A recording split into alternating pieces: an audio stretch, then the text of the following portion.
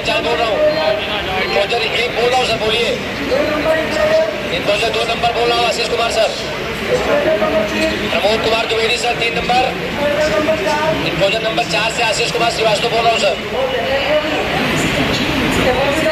FOB number 1 से विनीत कुमार सिंह। 2 से sir जो है शिवशंकर कुमार। एफओबी नंबर 3 से दशरथ लाल सर। 4 से बोल रहा हूँ सर कौशल कुमार। डाइवर्ट करेंगे किसके माध्यम से? सिविल प्रशासन और हमारे कंट्रोल के जो ऑफिसर बैठे ज्वाइंट कमेटी के साथ वो अपना डाइवर्जन करें। अपनी गवर्नमेंट यंत्र वगैरह उनके पास उपलब्ध है या नहीं?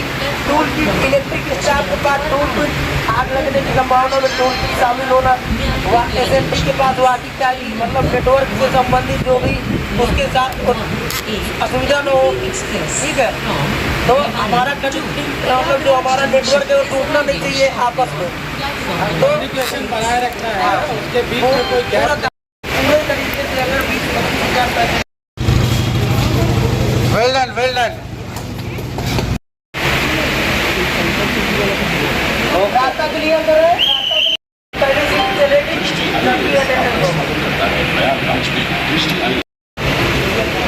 एक बार और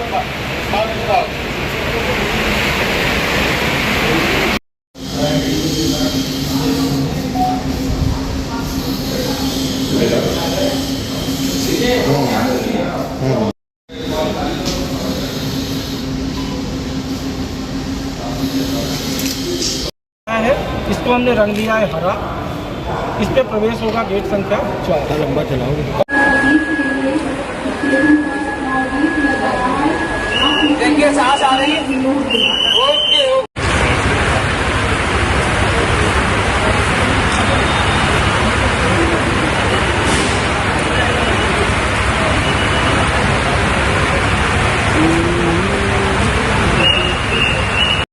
किस तरह से महाकुंभ को लेकर पूरी प्रैक्टिस है, किस तरह से प्रशिक्षित किया गया है, कुंभ को सुरक्षित रखने के लिए किस तरह से और भी कदम उठाया जा रहा है। देखिए, कुंभ जैसा आप सबको पता है बहुत बड़ा अवसर है प्रयागराज के लिए। यहाँ पे बहुत सारे तीर्थयात्री आते हैं और संगम में डुबकी लगाते हैं। रेल प्रशासन की ये कोशिश है कि जो भी यात्री यहाँ आएँ और रेल के माध्यम से अपने गंतव्य की ओर वापस जाना चाहें, उन्हें किस प्रकार से हम लोग सारी सुविधाओं के साथ सकुशल उनके गंतव्य तक पहुंचा सकें, इसी प्रयास की दिशा में आज एक मॉक ड्रिल का आयोजन किया गया था। जैसा कि आपको पता है कि उस दिन भीड़ चूँकि काफ़ी होती है, जो खासकर मेन नहान के पर्व होते हैं उसमें लोग बहुत बड़ी संख्या में रेलवे से अपनी यात्रा करना चाहते हैं, तो बहुत सारे लोग स्टेशन पे आते हैं। इसमें किस तरह से उनका मूवमेंट रहेगा, जैसे हम लोग फिक्स करते हैं कि मेन नहान और D-1 से D+2 तक यूनी डायरेक्शनल मूवमेंट रहेगा, अर्थात सिटी साइड से ही लोग आएंगे और सारे लोग सिविल लाइन साइड की ओर ही बाहर निकलेंगे। इसी तरह जो लोग आएंगे उनको भी, चूँकि अगर वो एक साथ प्लेटफॉर्म पे पहुंच जाएंगे तो प्लेटफॉर्म पे स्थिति खराब हो सकती है।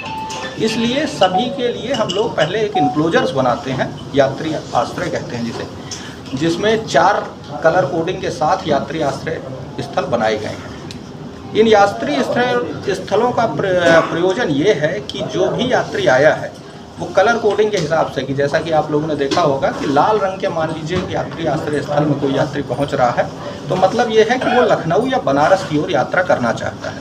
तो लखनऊ बनारस की ओर यात्रा करने वाले यात्री लाल रंग वाले आश्रय स्थल में आए। वहाँ से जब प्लेटफॉर्म पे हमारी गाड़ी तैयार हो जाएगी उस डायरेक्शन के लिए, तो हम कंट्रोल्ड वे में उनको प्लेटफॉर्म पे लेके जाएंगे, जिसमें हमारी जो आरपीएफ की टीम है, हमारी टिकट चेकिंग की टीम है, वो तैनात रहेगी। उनको नियंत्रित करते हुए हम लोग प्लेटफॉर्म पे ले जाएंगे और उनको बैठाकर उनको सुरक्षित रवाना किया जाएगा।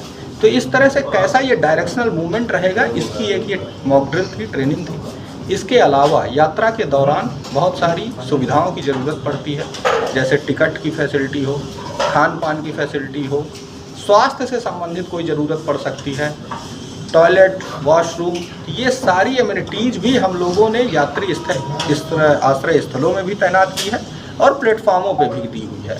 तो लोग इन सुविधाओं का लाभ उठा सकें, उन सुविधाओं से परिचित रहें और इन सुविधाओं की अगर आवश्यकता हो तो किस तरह से इनका उपभोग कर सकें, ताकि वो अपनी यात्रा को सुखद बना सकें। तो इस तरह हमारे कर्मचारी भी उनसे परिचित रहें और वो लोगों को गाइड कर सकें कि वे इन सुविधाओं का लाभ उठा के अपनी यात्रा सकुशल संपन्न करें। इसी की दिशा में आज की बैठक की गई। स्टॉप ये पूरा करेगा, किस तरह से देख रहे हैं कि यहाँ से हो?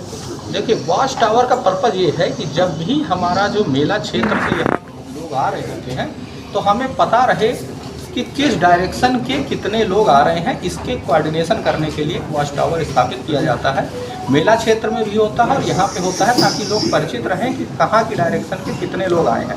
अगर किसी डायरेक्शन के लिए भीड़ बढ़ रही है तो हम लोग सिविल एडमिनिस्ट्रेशन से कोऑर्डिनेट करके उस डायरेक्शन के ट्रैफिक को डाइवर्ट करवाते हैं कि वो किसी अन्य दिशा की ओर जाए, ताकि वो यहाँ पे ऐसी स्थिति उत्पन्न ना हो जाए कि भीड़ बहुत ज़्यादा हो जाए। इसके बाद हम लोग जो कैमरे लगा रहे हैं उनका पर्पज़ ये है कि हम लोग उनके माध्यम से मॉनिटर कर सकें। तकनीक का जितना अधिक से अधिक उपयोग किया जाएगा वो इस पूरे मेला को, इस पूरे कुंभ को मैनेज करने के लिए बहुत आवश्यक होगा।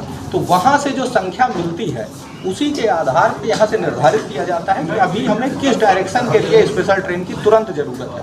मान लीजिए कि हमारे पास अभी लखनऊ बनारस की भीड़ कम है और हमारे पास चित्रकूट की भीड़ अधिक हो रही है, तो हम लोग अपनी जो मेला स्पेशल ट्रेन है वो पहले चित्रकूट डायरेक्शन के लिए मूव करेंगे, या अपने रेक का जो हमारे मान लीजिए नंबर ऑफ रेक तो फिक्स है, बट हमें किस डायरेक्शन के लिए उनका मूवमेंट करना है वो यहाँ पे आने वाली लोगों की संख्या के आधार पर निर्धारित किया जाता है।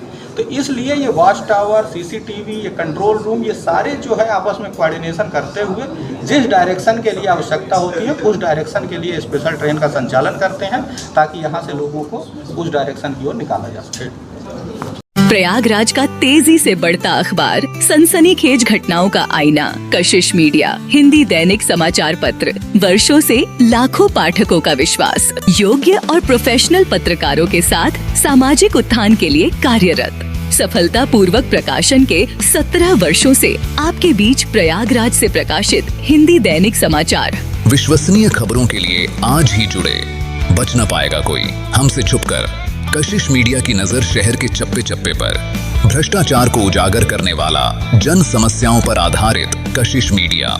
समाचार व विज्ञापन के लिए संपर्क करें 94549 73605। अपने शहर की ताज़ा खबरों के लिए कशिश मीडिया हिंदी दैनिक समाचार पत्र फेसबुक पेज और यूट्यूब चैनल को सब्सक्राइब करें और बेल आइकॉन जरूर दबाएं।